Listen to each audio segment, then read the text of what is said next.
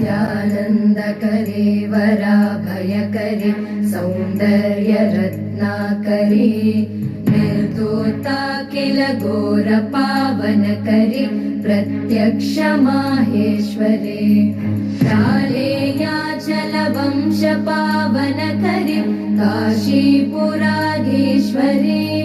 भिक्षां देहि कृपावलम्बनकरी मातान्नपूर्णेश्वरी नानारत्नविचित्रभूषणकरी हेमाम्बराडम्बरी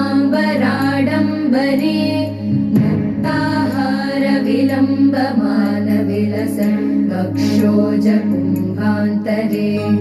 काश्मीरागरुवासिता रुचिकरी काशीपुराधीश्वरी भिक्षां देहि कृपावलम्बनकरी।